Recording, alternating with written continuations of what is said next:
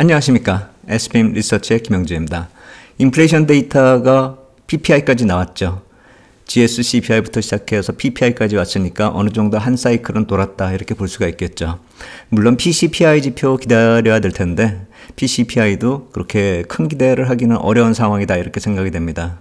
그래서 인플레이션 데이터하고 금리 쪽 한번 살펴보고요. 국채 같은 경우는 전반적으로 점검이 좀 필요하다 이런 생각이 듭니다. 오늘은 그 내용을 중점적으로 말씀드리도록 하겠습니다.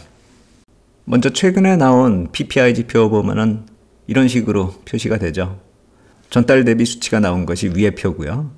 그리고 전년 대비 비교한 것이 아래쪽입니다. 위의 표가 좀 더 세부적으로 움직임이 나타나고 있다 이렇게 볼 수가 있겠죠. 점차 올라가는 그런 모습들이 나타나고 있다 이렇게 보시면 될 것 같아요. 상품 쪽이나 서비스 쪽이나 다 마찬가지다 이렇게 보시면 되겠고, 전년 대비로 따졌을 때는 상품 쪽은 아직은 그렇게 우려스러울 정도는 아니다 이렇게 볼 수가 있겠는데, 이전에 완화되던 그 모습하고는 많이 좀 다른 분위기다 이렇게 볼 수가 있겠죠. 그리고 세부 항목 테이블을 보면 이렇게 나오거든요. 보시면은 여기서 수치가 확인이 되죠.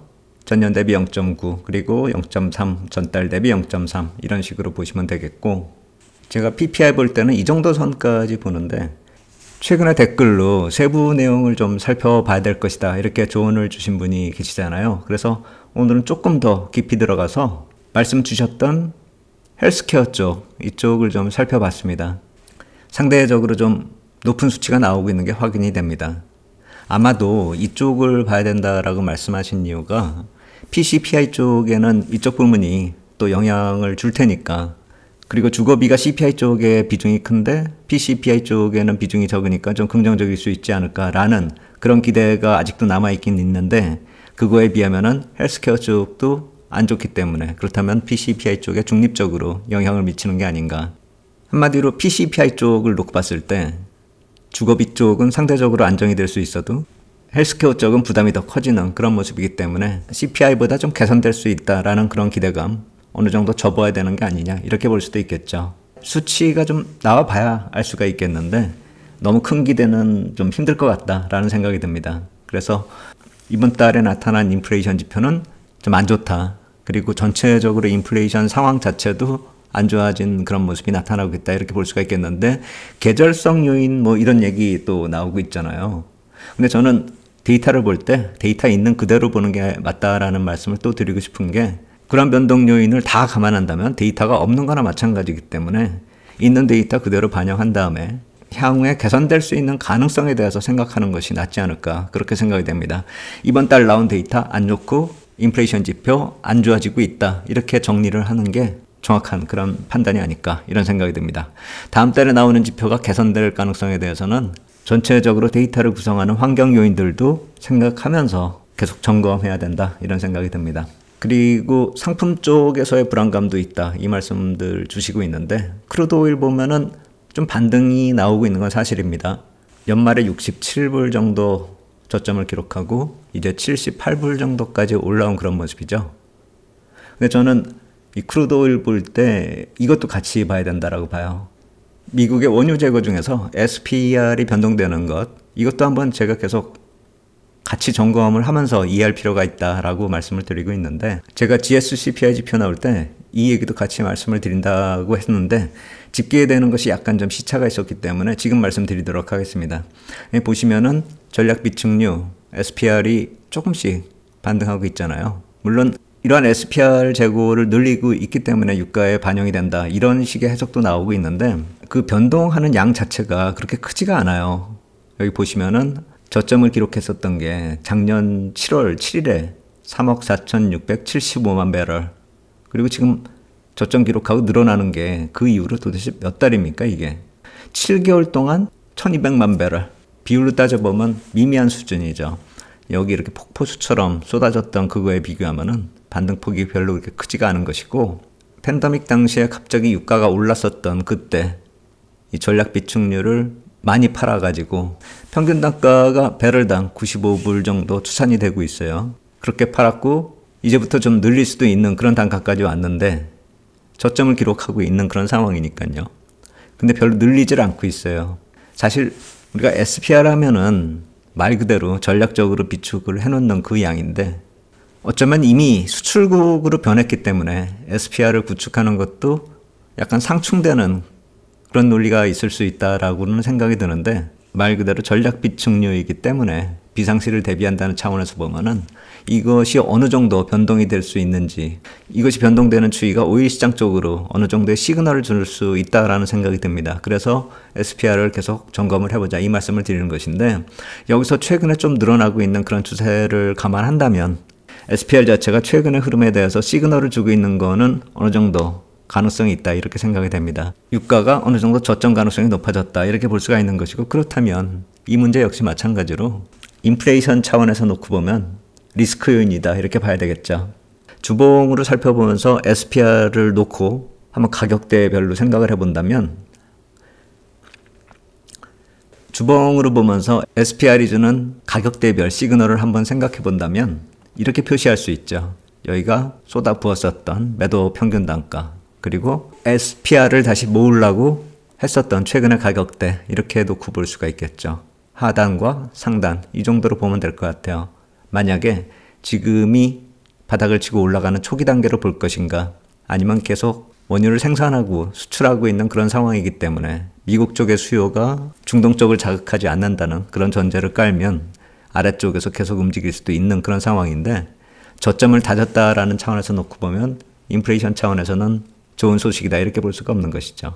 지금 진행되는 가격 흐름은 리스크 요인 중 하나다, 이렇게 보면 될 것 같다, 이런 생각이 듭니다. 그래서 이번에 인플레이션 데이터 전체적으로 한번 점검을 해보면 GS CPI도 바닥에서 올라와서 계속 상방으로 툭툭 가능성 보고 있는 그런 모습이다, 이렇게 볼 수가 있겠고, 컨테이너 프레이트 인덱스가 고점에서 아직도 머무르고 있다. 물론 최고점에서는 좀 빠져내려왔어요. 하지만 작년 12월에 이렇게 왕창 오른 이 모습 아직도 유지가 되고 있다, 이렇게 보셔야 되겠죠. 그리고 이 프레이트가 실질적으로 단가가 잡히는 게 과연 어느 시점인가, ETA 시점인지 ETD 시점인지 이거에 따라서 또 틀려지잖아요. 만약에 ETD 시점으로 따졌다라고 한다면 12월부터 나타난 이 상승폭이 모두 다 반영이 됐겠지만, 만약에 ETA 기준으로 집계한다면 또 시차가 생기죠. 그리고 또 그것이 실질적으로 제조 단가에 투입되는 그 리드 타임 역시 또 걸릴 테니까 GS CPI가 반영이 다 끝났다, 이렇게 볼 수가 없는 것이죠. 한마디로 ETD냐 ETA냐 이것도 중요하지만 그 리드 타임이 보통 2, 3주 정도 차이가 날 테고요. 그리고 물량이 투입되는 그 리드 타임도 또 있기 때문에 지금 안심할 단계는 아니다, 이렇게 생각이 됩니다. 그리고 수출입 물가 쪽으로도 그것이 어느 정도 반영이 돼야 될 텐데, 이번에 세부 내용을 보면은 그러한 내용들이 크게 반영이 되고 있지 않은 것이다, 이렇게 생각이 되기 때문에 이 역시 마찬가지로 향후에 좀 더 상승할 수 있는 그런 요인이 있다, 이런 식으로 정리하면 될 것 같아요. 그래서 결국에 GS CPI로 시작해서 수출입 물가까지 지나온 다음에 이 PPI 쪽으로 다시 또 악화되는 요인이 전달될 수 있다는 점, 리스크 요인이다. 인플레이션 데이터는 그러한 의미를 가지고 있기 때문에, 그렇기 때문에 시장이 위협을 느낄 만하다, 이런 생각이 듭니다.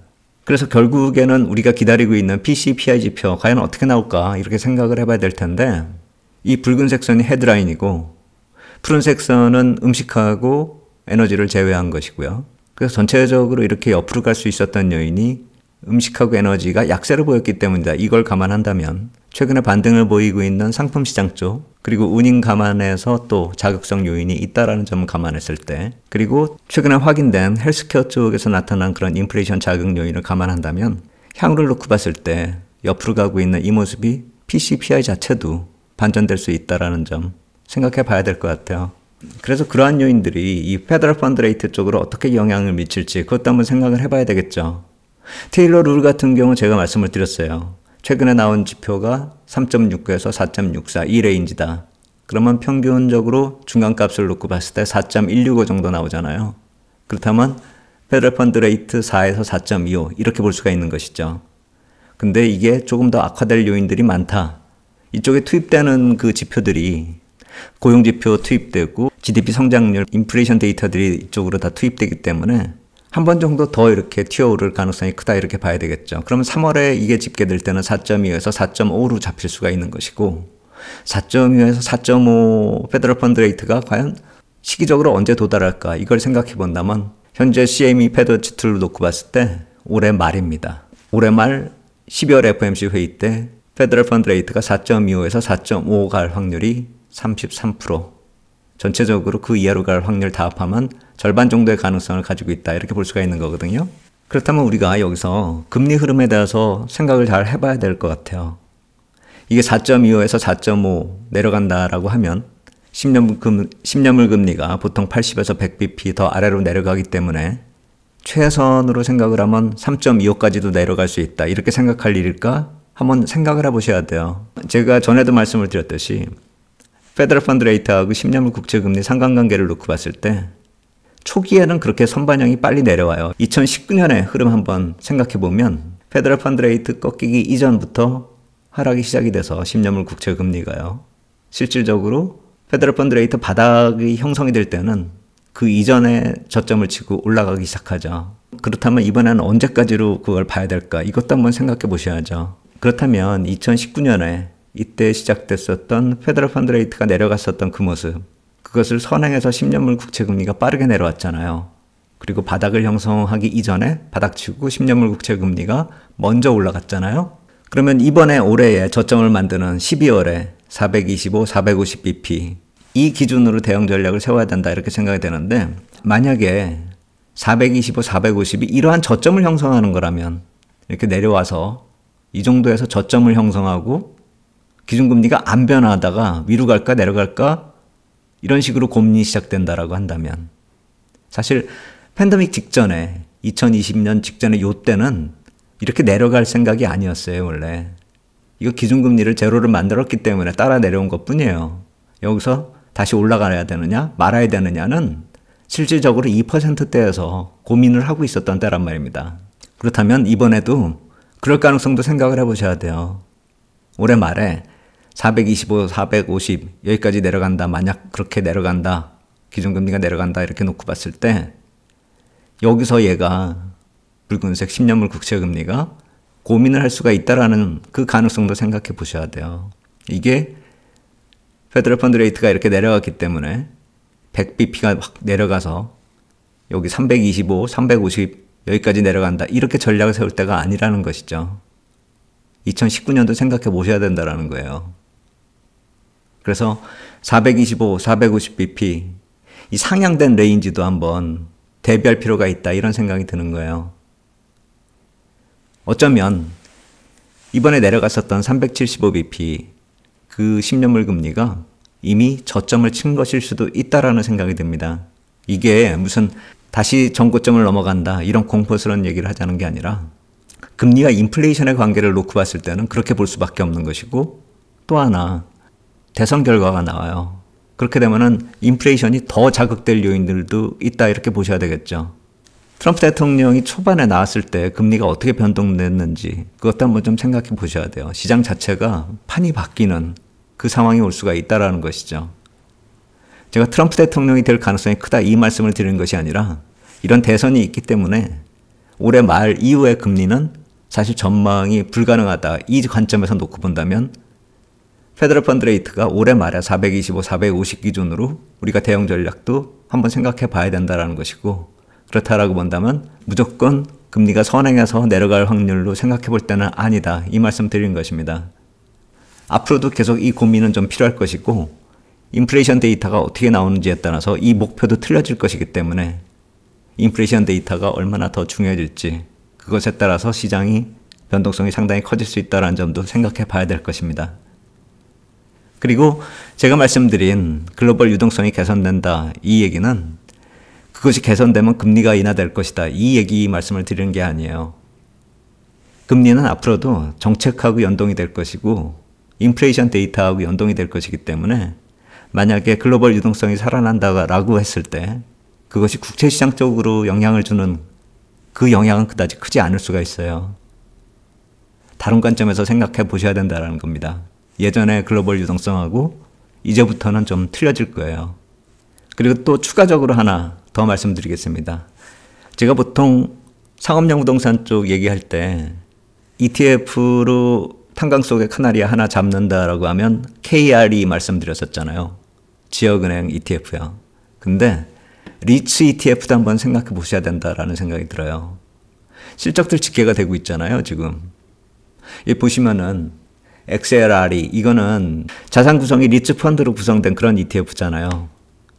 여기에 아메리칸 타워, 그리고 프롤로지스, 이퀴닉스 다 여기 포함되어 있거든요. 근데 개별적으로 아메리칸 타워하고 프롤로지스하고 이퀴닉스 이 주가 보면 다 틀려요. 전방 산업을 따지면 이퀴닉스 같은 경우 데이터 센터죠. 그리고 프롤로지스 같은 경우는 도소매 물류, 창고 이쪽으로 볼 수가 있고, 아메리칸 타워 같은 경우는 통신이죠. 이 세 개가 ETF에 구성되는 큰 세 개 종목이잖아요. 근데 주가가 이렇게 크게 차이 나는 점 한번 잘 생각해 보셔야 돼요. 같은 리츠이긴 한데 전방 산업의 영향이 크거든요. 이쪽 도소매 물류 이쪽이요. 그리고 데이터 센터 이쪽은 업황이 괜찮아요. 리츠라고 해서 다 같은 리츠가 아니고, 부동산이라고 해서 다 같은 부동산이 아니고, CR이라 해서 다 같은 CR이가 아니라는 말씀 드리는 거예요. CR이가 위기는 맞아요. 근데 위기 속에서 이렇게 신고가 내는 종목, 물론 사상 최고가는 아니에요. 2022년 10월에 저점 찍고 올라간 그 신고가란 말씀 드리는 거예요. 데이터 센터가 뭘 뜻하는지 아시죠? AI. 다음 주에 엔비디아 실적 나오죠. 상당한 변동성이 예측이 된다 이렇게 말씀을 드릴 수가 있겠는데, 이 데이터 센터 움직임을 놓고 봤을 때 엔비디아 흐름이 과연 안 좋은 흐름으로 갈 것인가? 만약에 그것이 상방 변동성을 만들면 어떤 시장 영향이 나타날까? 이것도 한번 생각해 봐야 될 것 같아요. 하방 변동성이라면 굳이 설명이 필요 없죠. 이미 그것에 대해서 많이들 걱정들을 하고 있으니까요. 다음 주에 한번 엔비디아 보면서 향후 장세는 그 이후에 다시 점검해야 되겠다 이런 생각이 듭니다. 오늘 여기까지 하도록 하겠습니다. 감사합니다.